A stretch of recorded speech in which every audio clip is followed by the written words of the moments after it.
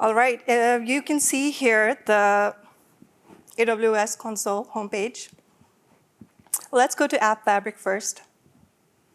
And I will give you a quick tour of AppFabric before we move on to creating ingestions to take data to Security Lake.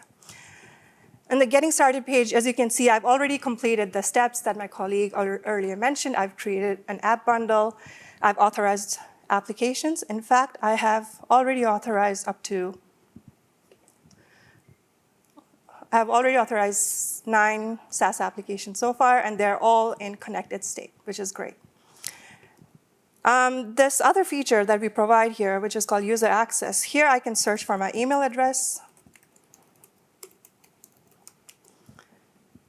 I can check that, hey, actually, these SaaS applications are connected and that I am a user in these SaaS applications. So you can see this is a very simple tool that provides you visibility into what type of access a user may have. So if you click on this, for example, Okta, you can see my name, you can see the user status and other details, which we will add in the future. And under the ingestions tab, you can see that I've already started ingesting security logs for a number of SaaS applications. So let's get started here and create another ingestion. And remember that we're trying to get this data to Security Lake. So we start from AppFabric. Let's say I want to get data from Zendesk, Jira, and Slack. Because Security Lake has requirements around data format and file path in S3, et cetera, we are going to use Kinesis Firehose as a destination. Kinesis Firehose will transform the data in a way that fits Security Lake's requirements, and all of this is in our documentation. It will take you less than 10 minutes to set up a Kinesis Data Firehose stream. I've already created one. It is called ASL AppFabric Test.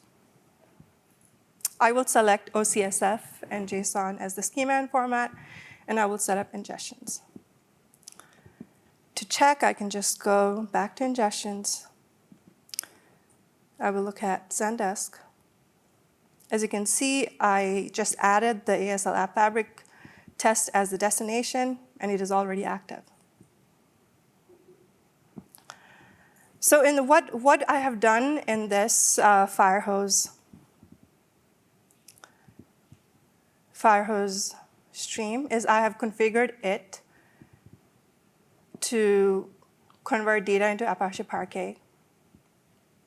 This is a Security Lake destination that I've added. So let me go through some of the steps that is required to set up this Security Lake destination for Kinesis Firehose. Security Lake supports native sources, which are other AWS services, as well as if you want data from third-party external sources, then you can use custom source. Let's create a custom source here.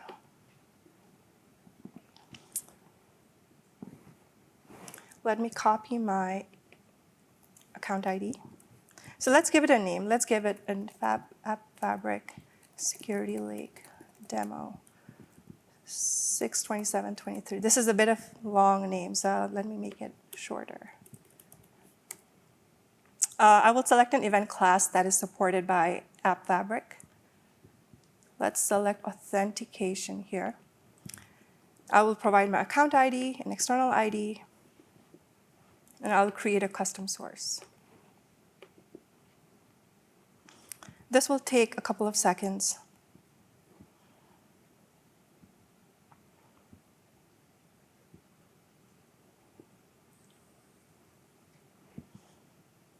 As you can see, this was the test custom source that I created earlier today, and this is the one that we just created. What it does is what Security Lake does is it will create this dedicated S3 bucket for this data type, and it will also do some other cool things such as create Athena table automatically, which we will take a look in a minute. So we have done the setup step. It normally takes less than 15 minutes. All you're doing is creating a custom source inside Security Lake, configuring Kinesis Data Firehose with the right configurations with Security Lake as the destination, and then adding this Firehose in AppFabric as a destination. All this in less than 15 minutes.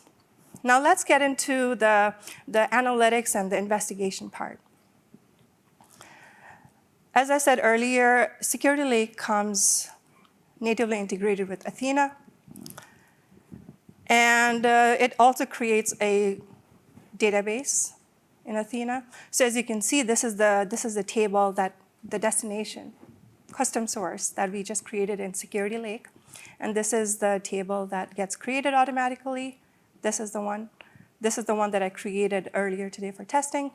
And there are other logs here from Lambda, Route 53, S3, et cetera. And that is the beauty of Security Lake, is that it centralizes all these security logs in a single place. Now let's say I am a security analyst in a company that is based in the US, and I am just, I've heard these I've read about these on the press, these incidents about an international hacker group targeting companies using SaaS applications. So I'm curious, hey, have there been any activity in my SaaS applications from outside the US? So let me just copy this query.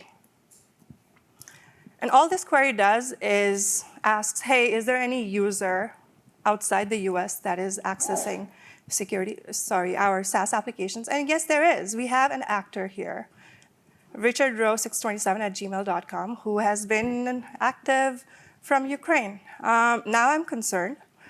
So let's say I want to investigate further.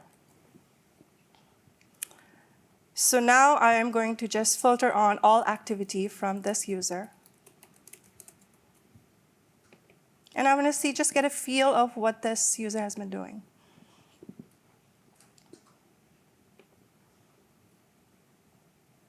As I can see, he's been logging into all these multiple SaaS applications. The beauty of AppFabric becomes really clear here, regardless of the application these data is sourced from. The schema is the same, the format is the same, and the activities are standardized. So he has been logging into Okta.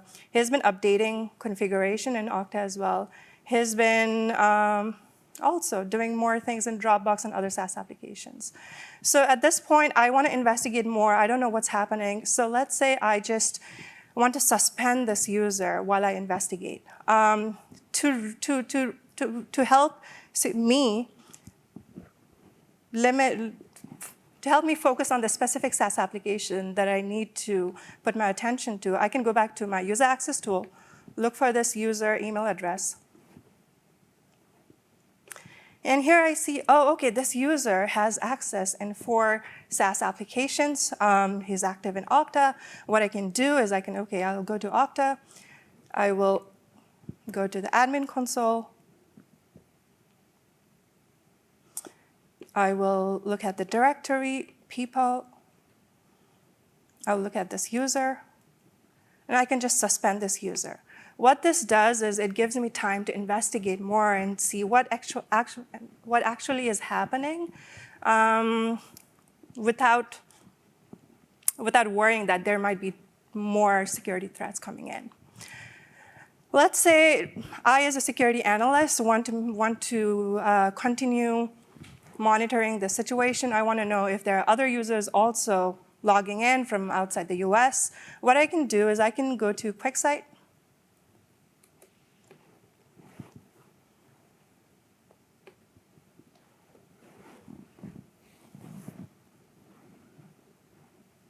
And here I've already created a data set, but I'll just show you really quickly. You can have Athena as a data source, give it a name.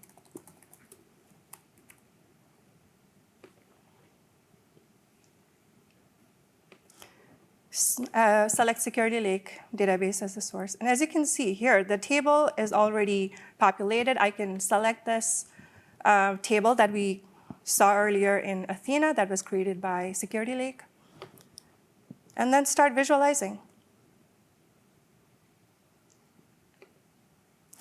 Quickset provides all these various amazing visualization Options, let me show you something that I've already built. These are just various visualizations that you can build, but this visualization in particular shows you, hey, the activities are from across the world. There's some from the US, which is the majority, but there's also some from Ukraine. So this was the incident that we investigated earlier. And then in the second tab, you have all these cool filtering capabilities. You can filter on a specific user. Like in this case, I filtered on this user. You can also filter on specific apps, etc. And finally, if you want to create an alert, you can just select this Create Alert button. It asks you to select a cell and, okay, provide a threshold. I'll say anything above 0, alert me, send me an email, and save. So what this alert will look like in my email is something like this. You will get, hey, suspicion logins in the last 24 hours is above 0. There was one user. I can just click on View Dashboard, and I'll get taken back to that dashboard that we just looked at.